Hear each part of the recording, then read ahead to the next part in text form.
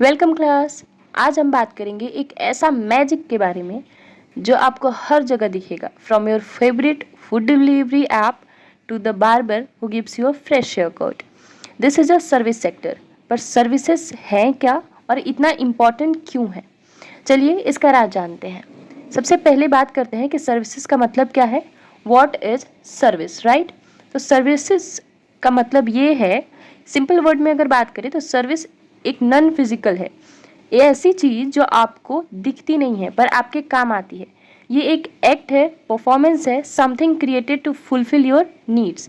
जैसे जब आप ओला या उबर बुक करते हैं तो आप कार नहीं खरीदते, आप एक ट्रांसपोर्टेशन सर्विस लेते हैं, ठीक है?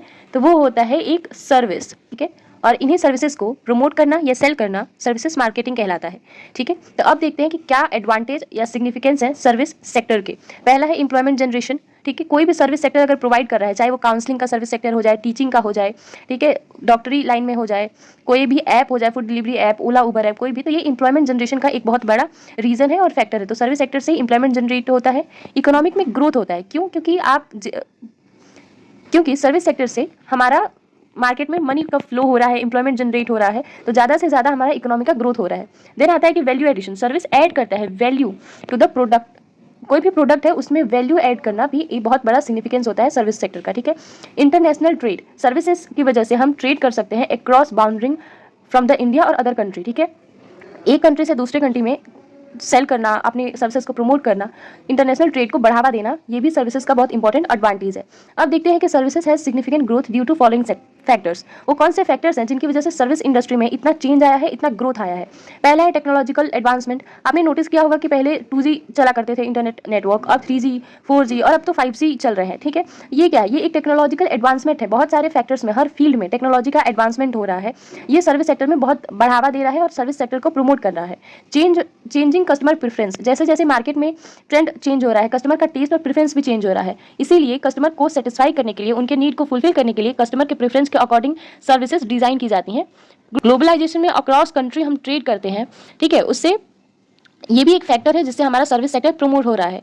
नॉलेज बेस्ड इकोनॉमी, अब हमारी जो इकोनॉमी है वो नॉलेज बेस्ड इकोनॉमी हो रही है। सबके पास किसी ना किसी फील्ड में काफ़ी अच्छी नॉलेज है, जिससे कस्टमर को क्या चाहिए उसको इस बारे में पूरी क्लैरिटी होती है। एक प्रोडक्ट के बेस्ट फीचर्स क्या क्या हो सकते हैं, लेबलिंग को एनालाइज कर सकता है कस्टमर। इससे हमारा नॉलेज बेस्ड इकोनॉमी जो है वो सर्विस सेक्टर को बूस्ट कर रहा है, ठीक है? अब देखते हैं कि सर्विसेज ये क्या होता है। नॉन फिजिकल ऑफरिंग है जो प्रोवाइड करता है कस्टमर को उनके नीड्स एंड प्रेफरेंस के अकॉर्डिंग सर्विसेज, ठीक है? सर्विसेज को समझने के लिए सर्विसेज के 5 सुपर पावर्स को समझना जरूरी है, जो कि कैरेक्टरिस्टिक्स या फीचर है।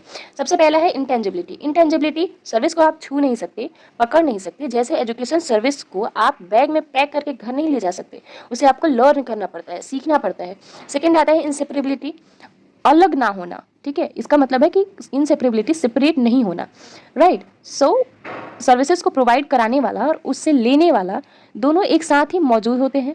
एक बार्बर अपने कस्टमर को जब हेयर कट करता है तो अपने बार्बर से हम उसकी स्किल्स को अलग नहीं कर सकते हैं, ठीक है?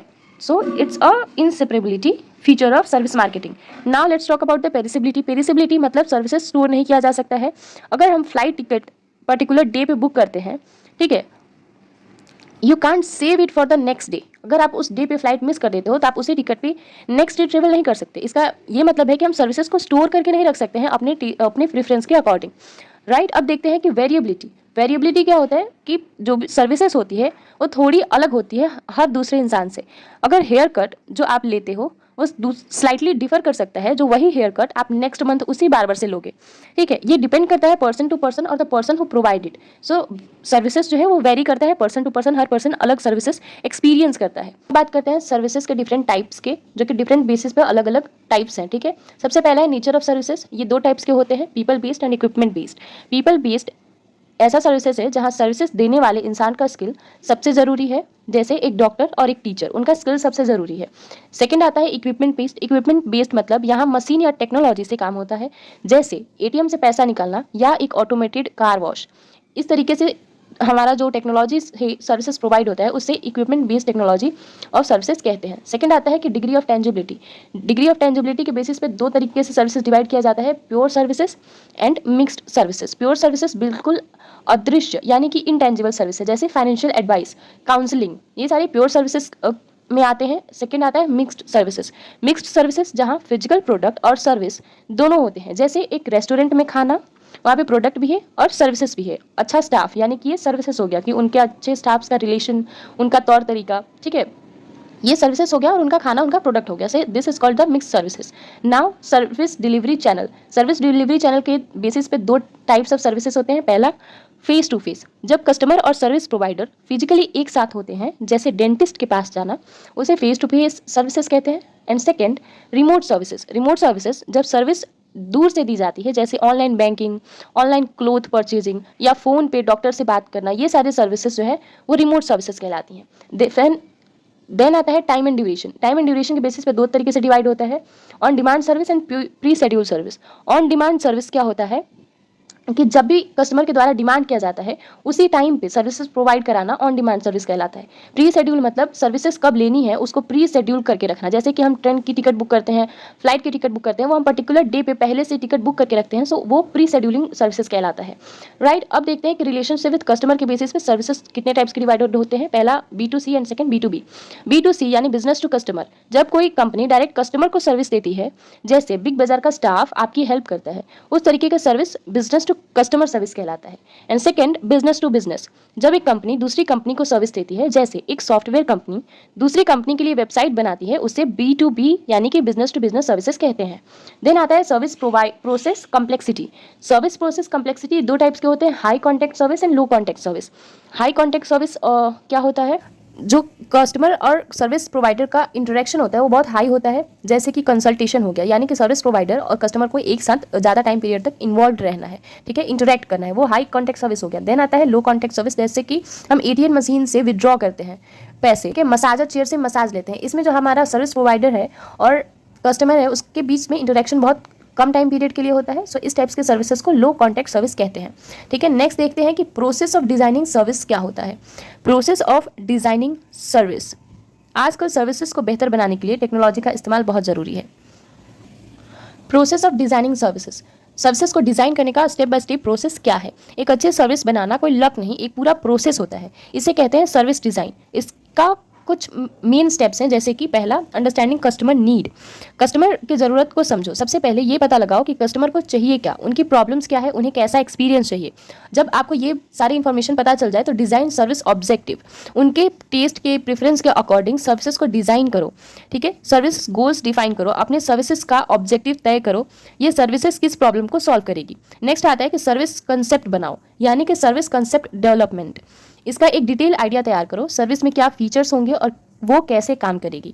सर्विस प्रोसेस डिज़ाइन करो, सर्विस प्रोसेस डिज़ाइन करने से क्या होगा कि एक पूरा रोड मैप बनेगा, कस्टमर सर्विस लेने के लिए पहले क्या करेंगे, फिर क्या, उसके बाद क्या, पूरा एक प्रोसेस की हम अपने सर्विसेज कस्टमर तक कैसे पहुंचाएंगे, ठीक है। सर्विसेज ब्लूप्रिंट, सर्विसेज ब्लूप्रिंट में ये एक डिटेल्ड मैप होता है जो दिखाता है कि सर्विसेज के लिए फ्रंट एंड यानी कि जो कस्टमर को दिखता है और बैक एंड यानी जो पर्दे के पीछे होता है में क्या क्या करना पड़ेगा, ठीक है। जैसे लेबलिंग हो गई, राइट, तो लेबलिंग कस्टमर देखते हैं, उसको एनालाइज करते हैं, बट लेबलिंग में क्या क्या हमें मेंशन करना है, कैसे डिज़ाइन करना है, क्या क्या चीज़ें रखनी है, ये सारा जो पर्दे के पीछे की बात हो गई। सो ब्लूप्रिंट तैयार करना सर्विसेज का ये लास्ट स्टेप होता है सर्विसेज को डिज़ाइन करने के प्रोसेस का, ठीक है। अब देखते हैं कि सर्विसेज में टेक्नोलॉजी का क्या यूज़ है।